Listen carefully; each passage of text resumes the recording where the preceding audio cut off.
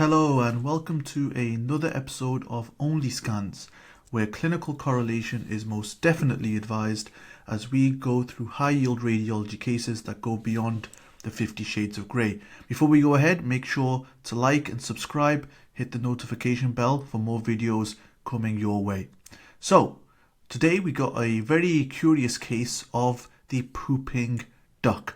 All will be revealed by what I mean, but this is a very interesting case, a very high yield case that you should be aware of.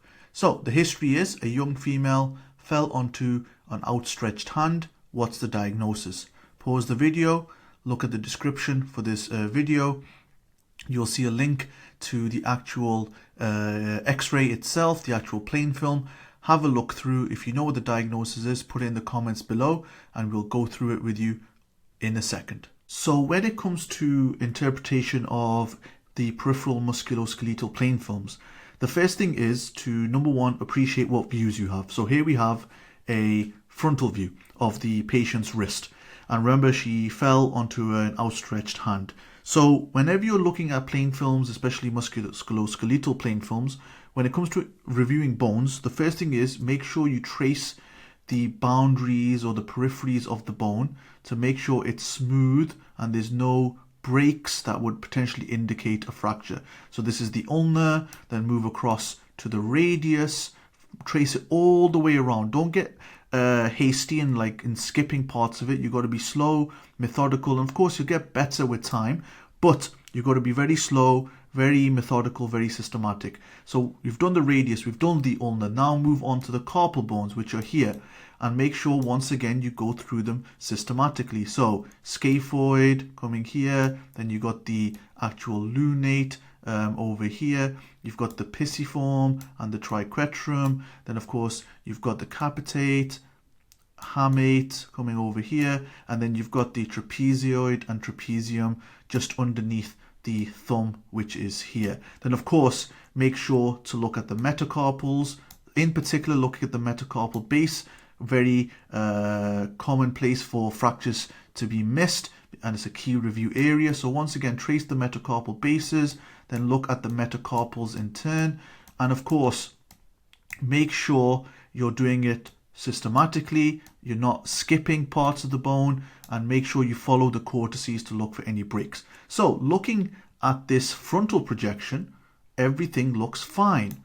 But remember, when it comes to interpretation of musculoskeletal plain films, especially peripheral limbs, one view is no view. You always need to have a second view, okay? And classically it's an orthogonal view. So make sure you always review the additional view of that actual joint. So here we have the lateral projection, and once again the principles are the same. Follow the cortices. So we're going up, following the cortices here of the radius, then just next to it is the ulnar. Once again follow the cortices, make sure it's smooth, make sure there's no buckling or any jaggedy places which could indicate a subtle fracture. And then of course make sure to trace the metacarpals. So here we have the lunate. Now it looks like the moon, which is what lunate stands for. It's Latin for moon, and just sitting on top of this is the actual scaphoid, which looks like a bit of a duck. Now that's how people refer to it, okay? So it looks like a bit of a duck. Here's the beak of the duck, and we'll come back to that duck in a second. And then sitting within the lunate, you actually have the capitate just here, okay? So it is quite difficult at first when you're looking at lateral projection of the wrist, but slowly and methodically go through it. And of course, look at the metacarpals, look at the bases, look for any irregularities. Now, once again, let's go back. So we've got the lunate, we've got the scaphoid next to it, just here, which I said looks like a bit of a duck, and I'll draw the beak again. Sorry for my terrible drawing. But look behind the duck. What do we have here? Why? Let me just clear this drawing. What is this? Why is there just a bit of bony fragment just by itself behind the scaphoid? Well, in fact, this is a small bony fragment arising from the triquetrum, which is very close proximity to the scaphoid. And you would only have spotted this on the lateral projection, not on the frontal, because if you go back to the frontal projection, it looks normal, and it did look normal, and it was normal. But it's only on the lateral projection that you can appreciate this bony fragment, which is arising from the triquetrum bone. And the reason why we call it, well, the reason why this was called the case of the pooping duck is because this is known as the pooping duck sign. So the scaphoid, when you draw around it, and if you really squint your eyes, and once again, if you could draw better than me, this looks like a bit of a duck, and behind the duck is this little bony fragment, which they call the poop. So this is the pooping duck sign of a triquetral fracture, which is only appreciated on a lateral projection. So if you hadn't figured it out, well, this was a case of a triquetral fracture, otherwise known as a pooping duck fracture. And we'll explain why that is just very shortly.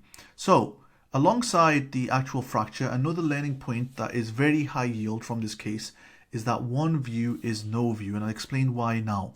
So if you looked at the frontal projection of the X-ray, you may have thought that it's fine. Like if you follow all the cortices of the bone, they all look smooth, they all look intact. The radius, ulna, the carpal bones, the metacarpals all look normal. It's only on the lateral projection that you now start to appreciate that actually there's a cortical break in one of the bones, in this case the triquetral bone.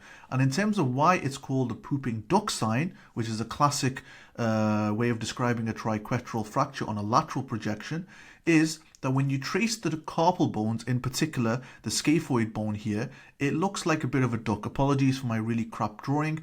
And if you just look behind the duck, you see this little small fracture fragment for the triquetrum, which actually looks like the duck has had a bit of an accident, a bit of a poop. That's why the pooping duck sign. So if you enjoyed this video, please make sure to subscribe, like, hit the notification bell. If you want to improve your interpretation skills when it comes to common imaging modalities, check out our radiology crash course. That is at radcast.co.uk/courses/RCCV2. We cover the common imaging modalities and the common pathologies you may encounter when reviewing them. Very important if you're doing acute rotations like in A&E or general medicine, general surgery. And make sure to hit us up on radcast.co.uk if you have any questions. We'll see you on the next episode.